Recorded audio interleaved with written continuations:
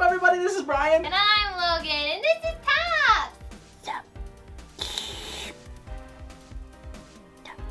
And this is Bottoms, Middles, and E-Pop. And then we've got Henry and Brock and Stops. They're Super all great. here. The gang's all here today, team. Happy Friday. We're Crush Cards. Wow, hey, team. So welcome to episode 3 of Linking Up. This is a brand new series that we started just a few weeks back. We are teaming up with some of our favorite content creators to allow them to showcase some of their content on our channel and just showcase what they're doing right now in the community with everything going on. Yeah, and while Yu-Gi-Oh is a great game, it really is the community and the people within it that make it more than just like a game. Yeah, everyone has their own like individual touch, and today's guest is absolutely no different. So if you haven't seen episode 1 of Linking Up, I highly recommend you watch it. It was with Triff. It was a great time. I wonder what deck he taught us about. Wow. G. And then episode 2 was last week, and it was Author Gaming, and they're absolutely phenomenal. We love you, Hamza. You're the best. And then this week is going to be really great too, but we're not going to tell you who it is until you realize that you're not subscribed to the channel. So that being said, feel free to go down, hit the subscribe button, throw this video a like, and comment. What time do you guys think we're filming this video? Because it's extremely late right now. No, don't spoil it. What time do you think it is, team? Guess what time we're filming. We certainly don't film at like 9 in the morning, so humor me. We also have an Instagram. It's at Crush Cards by Gio. We're on all the time. It's Instagram. We're answering messages, posting posts, posting stories. You know the spiel. We also have a super wholesome Discord community. It's absolutely bopping. We Photoshop tops on things. We talk about food, life, anime, music, the whole shebang. And Bottoms. Bottoms is on stuff too. And then last but not least, we have a Patreon. If you want to support the channel, it really helps us a lot. It helps us do more fun things, be better, do better, things like that. We have great rewards, great tiers. I highly recommend checking it out, but if not, it's okay. I'm just happy you're here. I said that all in one breath. Wow. Make sure you hashtag Logan doesn't breathe, because she never does when she actually does these videos. Woo! But in case you haven't looked at the thumbnail or read the title or somehow can't tell by our beautiful getup today, today's Linking Up episode is SLIMYGO! Heck yeah. Slim, we love you, buddy. Thank you so much for helping us out and doing this and linking up with us. We absolutely love this, and this is a deck profile that you guys need to watch out for. Yes. A lot of you guys have been asking for it too, by the way. Yeah, if any of y'all are in the competitive scene, this is like the top deck right now. Spoiler alert, I'm pretty sure he says it too, but this is not a budget deck whatsoever. But it's a deck that y'all need to be aware of because it is running rampant. It plays on your turn and your opponent's turn. It's unfreaking real. It sounds fun. Yeah, it's really, really good. So Slim, buddy, we love you. Make sure you guys go down, hit the subscribe button for Slim, and check out all his links in the description box. He also has a Twitch, which we will put down there. So make sure you check him out when he streams. And that being said, Slim, take it away, buddy. He's also super cute. Yeah. Thanks, Slim.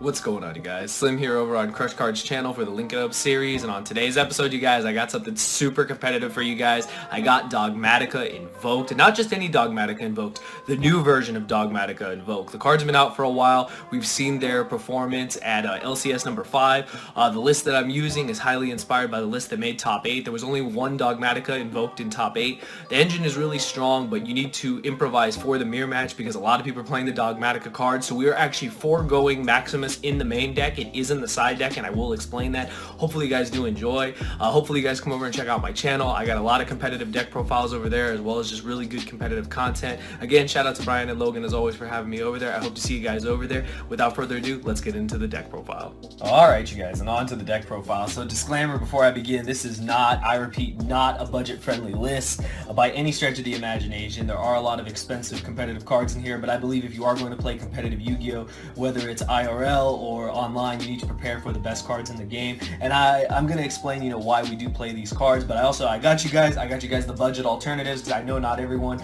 can afford these cards, so I got you guys for any budget players. There are always alternatives in this game. Don't let anyone tell you there isn't. It may not be the perfect replacement, but there is something that you can always play that will still get the job done. Maybe not as effectively, but can still get you far in a tournament.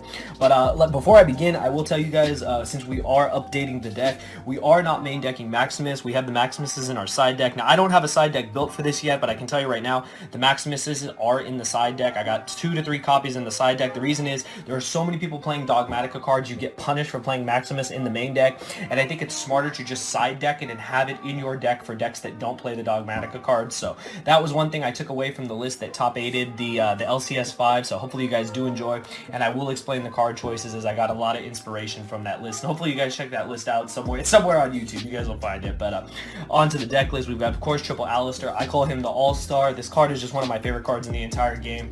One card Makaba just does everything for you. You play around Nibiru like it's nobody's business. It just gets everything rolling, sets up your graveyard. You guys already know how insane Alistair has been since its release. The Invoke cards are just amazing. They're such a minimal engine that just give you so much control for like more bang for your buck, pretty much. And Alistair is just one of my favorite cards in the game, like I said. And we'll continue to play this card in every deck I can. On to the Dogmatika cards, the Dragma cards, whatever you want to call them. Of course, I got triple copies of Ecclesia and the 2 copies of Fleur-de-Lis. So since we're not playing Maximus, I did keep the same ratios, though, on these guys. I think they're really important. Ecclesia is just insane.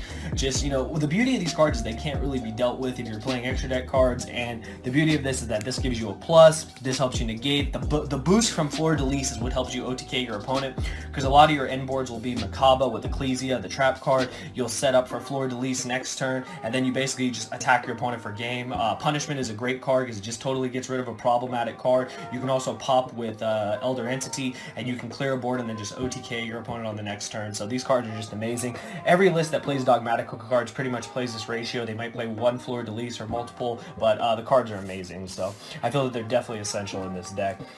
And then the last monster, which really surprised me when I saw the list, and then I tested with it more and I saw completely why you do it, is the 1 copy of Praekatops. And I know you guys are thinking, so this deck does want to go first. This deck can definitely play first, but this deck can also play second. And I've always believed in Yu-Gi-Oh! If a deck can play first or play second, if it can do either or effectively, the deck is very strong. So the beauty of Praekatops is that it is an amazing out to Zexal. So you're going to get Zexal if you play against the Numeron deck. Even though Numeron was super underrepresented at LCS 5, I think more people are going to pick up on that and try to capitalize on that. So they do Zexal, right? And then on your turn, they detach, and then it goes from 3,000 to 2,000. You just special summon this, you just run the Zexal over, and you've dealt with it, and there you go. You may not be able to play cards, but you ran it over. They invested all that for next turn, and then if they do activate Numeron Network, the field again, you just pop with Prankatops. So I think this card is great. Obviously, it's way better going second, but like I said, this deck warrants being able to go first or go second. So I think it's a great card to have, especially since it's that 1. It's just a really good utility card. It would probably be in the side deck if it wasn't in the main deck.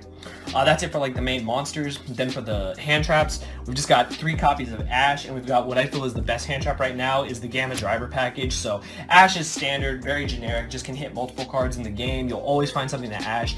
Gamma is not without its charm, though. I feel this card is definitely warranted one of the best spots in the game right now, one of the best hand traps in the game, because it can out so many things. In addition to Zexal, it's so good against combo decks, so good against pretty much any deck. Any deck where you can mess up one of your opponent's main monster effects is fantastic. Again, going first, if you activate Meltdown, they Ash you, you chain Gamma, you make an Omega, like you're so far ahead. Omega can rip another card out of their hand. They're down 2 cards. You've got a negate with Makaba. You've got your Ecclesia set up. You've got your punishment set up. The opponent's really falling behind at that point. I feel that right now, Gamma is definitely the best hand trap. If you notice, a lot of the decks that have been topping here and there, they're definitely just main decking Gamma. And I just really like Ash. I like it for the fire attribute for Purgatrio, and not only that, in conjunction, they just work really well together. So that's it for the monsters. I definitely think, like I said, I think the Gamma Driver package is pretty much mandatory somewhere in your deck this format. But that's it for the monsters. Very low monster count, always has been. You can just play more hand traps if you want, but I wanted to play the Gamma Driver package because I felt it was more impactful. In my original list, I was playing Valor, which I still really like. And again, if you guys do want to play Valor over the Gamma Driver, you can, but these have been reprinted, so you definitely can pick them up. Valor's another option you do have. Like I said, I'll show you guys some of the options you have as we proceed through the deck profile. But on to the spells. Of course, triple Meltdown and 2 copies of Invocation. So we're not playing Desires in this deck, which is another change I made, and I'll talk about that when I get to my draw card of choice, which unfortunately is very expensive. But Meltdown is just amazing. Obviously, get your Alistair. Invocation is amazing. But again, so we're not playing Desires. We don't need 3 copies. We're also not playing the Alistair link, so you don't need any reason for 3 copies in the deck. I think 2 is fine. Of course, to support the Dogmatika engine, 3 of Nadir's Servant. This card is just insane. It does so much for you. Can set up your win to play. It could also, just set up Titanclad. It can be an interruption. It just can do so much depending on what you play in the extra deck. This card is just insane, and I really, really love it for the Dogmatika engine. Definitely necessary when playing those cards. And then this is where you guys are going to cringe. I already know. Our draw card of choice is Triple Tactic Talent. So the reason why we decided to go with this, we're also preparing for a format where Dragoon is going to be huge, where it's going to come out and warp the format. format. Dragoon means that there's always going to be a negate. So you know what that means? You can play triple tactical talents. Now why is this card so good? Obviously it has 3 ban card effects. We could draw cards, we could look at our opponent's hand and send something back, or the really cool effect is that we can just take control of a monster and it doesn't target. So you actually can take the Dragoon from your opponent, and that is huge. Being able to take their Dragoon is ridiculous and then do what you want with it. I think this card is insane. I know it's very expensive.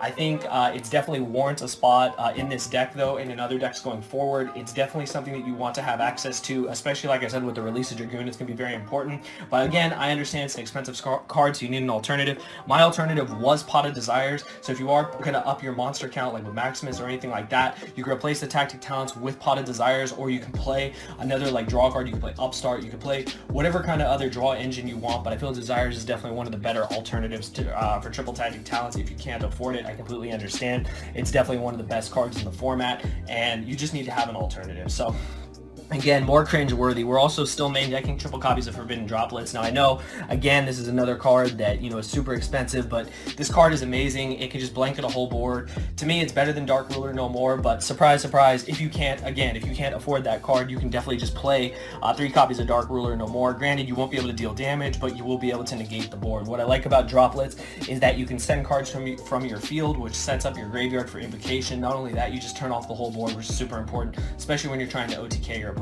Droplets is an amazing card, and again, I know both of these cards are expensive, but I feel they're super essential if you're playing competitive Yu-Gi-Oh! This format. But like I said, we have alternatives, and that's all that matters. So just remember, Desires can be your replacement for talents right now, and Dark Ruler can be a replacement for Droplets or Forbidden Chalice, anything like that. If you do decide to play Pot of Desire, just make sure you play 3 copies of Invocation so that you never banish them all. So that's it for that. Rest of the spells, we want everything to go off, so we play 3 Called by the Grave. This card is great going first or going second. Either catches hand traps or going first. If it doesn't hit a hand trap, set it up, disturb our opponent's graveyard, and you know, it's fantastic. And then the last spell is the one Terraforming, obviously, because we just want to play more copies of Magical Meltdown to get to Alistair. So that's it for all the spells. Then the traps real quick. 3 of the other best hand trap of the format, 3 impermanents. I feel Imperm and Gamma are the best hand traps right now. Obviously, they can't get Called by the Grave. They're fantastic. This card's great as your 6th card. Just turn something off. The card is amazing. Also, another out to any problematic monster, so I really, really like it. Another change is we went up to 2 punishment from 1. This card is fantastic. So again, the game plan with this build is to end on Macabre, Ecclesia, and a set punishment. The punishment can, you know, disrupt the opponent's turn. Summoning Fleur de Lis can help. You have all those monsters on the board. You flip everything to attack mode, and with the boost from Alistair, it's already game. So this card is a great utility card. It also is a grind card. If you open this card without really any play, you can at least send something to stop your opponent, and then it does help you set up for the next turn. So I really, really like it. And the last trap is, of course, the Shaddoll Schism. You play this card to make Winda.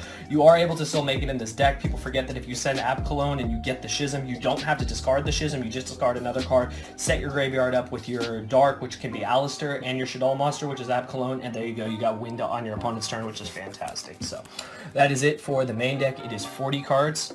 Extra deck real quick. So I've got double Macabre, 1 Purgatrio, and 1 Agodius for the invoked monsters. I didn't feel any others were necessary. The second Macabre sometimes comes up. It comes up because of one of the other cards we have in our extra deck.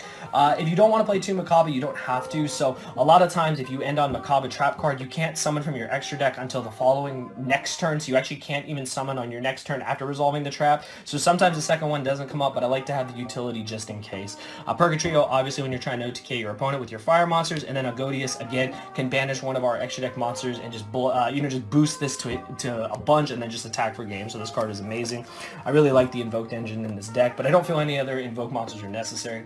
Our Shaddoll package is very standard. We just play the 3, the Ab Cologne, the Construct, and the Winda. Just fantastic. This sends your Schism. This can get the Schism back, and this obviously you make it off the Schism. You can also make this off the Schism. So it just really depends on what you're doing, but they're all extremely important in this deck. And then for our graveyard food, as I call it, I got 2 copies of Titanclad. This card is great. Obviously, can get us Fleur de Lis, can get us Ecclesia, can do whatever we need, basically. I absolutely love this card. This card is fantastic for the deck. I like having 2. I just like the utility for grinding games and whatnot, so it's important. The 2 copies of Elder Entity, I think 2 is the perfect number. 3 is overkill. You just need this to disrupt your opponent. I think it's important to just have these utility cards. That's it, basically, for the fusions that we usually send to the grave. And I've got the Link monsters, just the Almirage and the Secure Garnet. That's for the turn 1 card Mechaba play, you guys already know. And then the last two utility cards, I've got the one Omega. This card's really good. Obviously, we play Gamma, so if it does come up, we can make it on our turn. Not only that, you send this to the graveyard to recycle your stuff, so that's super important. People forget that. I think this card's really important. And then the last card is, again, for the mirror match. We want to be prepared for the mirror match at all costs, so Nova's great. If it's sent to the graveyard because our opponent chose to play Maximus on us, we can summon Makaba from the deck. That is, again, why I play 2 copies. Summoning Makaba, sending Elder Entity can not only pop a card, but also set up with Makaba for another negate, so you negate another card of your opponent's, which is fantastic. So I feel that these cards are essential, and you want to have a good toolbox for your extra deck. You can also play cards like the Pegasus card, the Adagnister, and you can also play that Skull Knight card. I just felt like these cards were just more effective, but that's just personal preference. But that's everything, you guys. Hopefully you guys did enjoy. Again, shout out to Crush Card for having me here on the channel. Hopefully you guys will check me out. SLIMYGO channel's link is probably in their description somewhere. Again, shout out to them for having me here. Hopefully you guys enjoyed the deck profile, and hopefully you guys will enjoy the rest of their series here on Linking Up. That's all I gotta say. I'll see you guys next time. Thank you for watching. Make sure you check out Slim's links in the description box down below. Love you, Slim. Thank